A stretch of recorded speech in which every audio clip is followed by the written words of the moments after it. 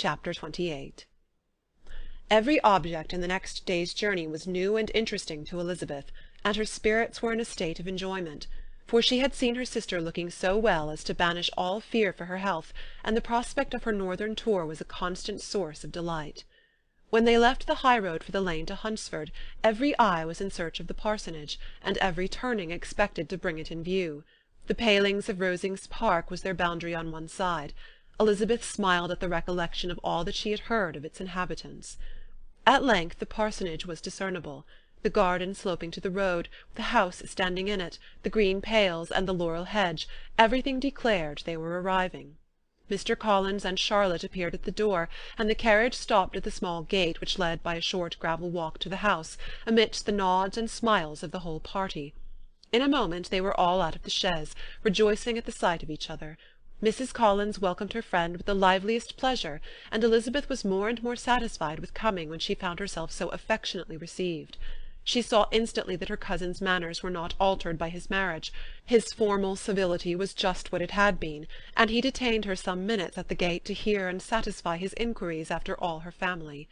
They were then, with no other delay than his pointing out the neatness of the entrance, taken into the house, and as soon as they were in the parlour, he welcomed them a second time, with ostentatious formality, to his humble abode, and punctually repeated all his wife's offers of refreshment.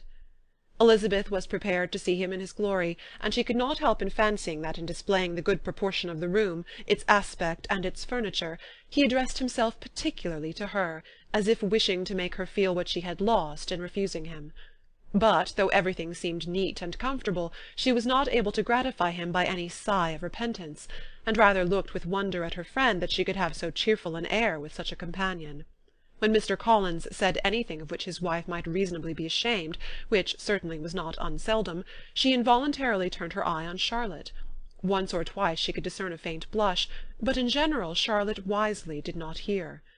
After sitting long enough to admire every article of furniture in the room, from the sideboard to the fender, to give an account of their journey and of all that had happened in London, Mr. Collins invited them to take a stroll in the garden, which was large and well laid out, and to the cultivation of which he attended himself. To work in this garden was one of his most respectable pleasures, and Elizabeth admired the command of countenance with which Charlotte talked of the healthfulness of the exercise, and owned she encouraged it as much as possible. Here, leading the way through every walk and cross-walk, and scarcely allowing them an interval to utter the praises he asked for, every view was pointed out with a minuteness which left beauty entirely behind. He could number the fields in every direction, and could tell how many trees there were in the most distant clump. But of all the views which his garden or which the country or kingdom could boast, none were to be compared with the prospect of Rosings, afforded by an opening in the trees that bordered the park nearly opposite the front of his house. It was a handsome modern building, well situated on rising ground. From his garden Mr. Collins would have led them round his 2 meadows, but the ladies, not having shoes to encounter the remains of a white frost, turned back, and while Sir William accompanied him, Charlotte took her sister and friend over the house, extremely well pleased probably to have the opportunity of showing it without her husband's help.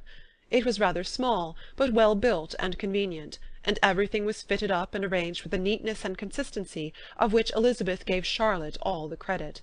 When Mr. Collins could be forgotten, there was really an air of great comfort throughout, and by Charlotte's evident enjoyment of it, Elizabeth supposed he must be often forgotten. She had already learnt that Lady Catherine was still in the country.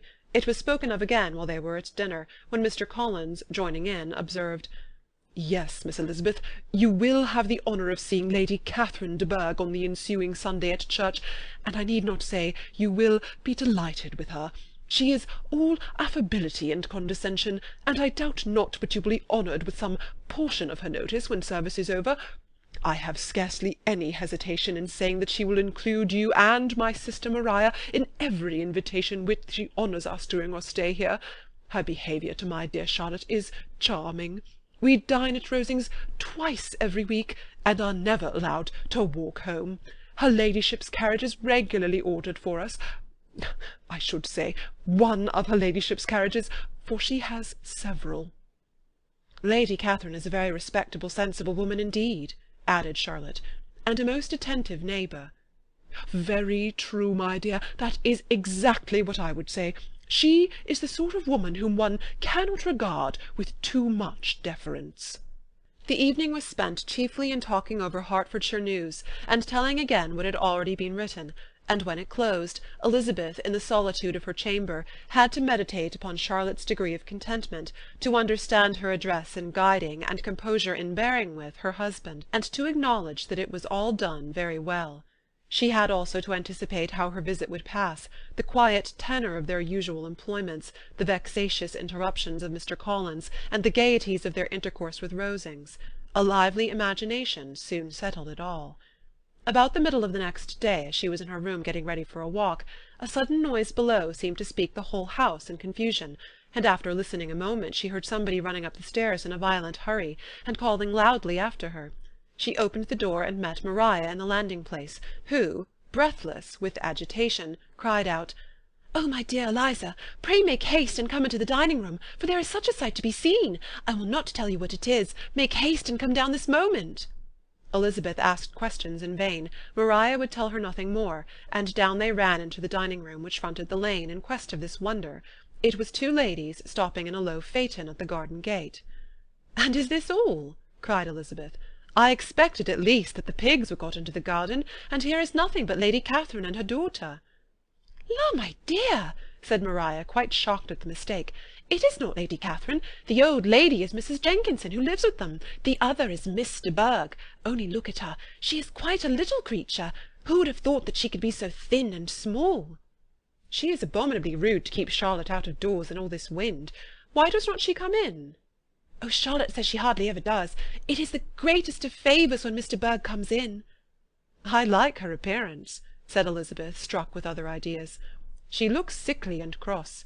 Yes, she will do for him very well. She will make him a very proper wife." Mr. Collins and Charlotte were both standing at the gate in conversation with the ladies, and Sir William, to Elizabeth's high diversion, was stationed in the doorway, in earnest contemplation of the greatness before him, and constantly bowing whenever Miss de Bourgh looked that way.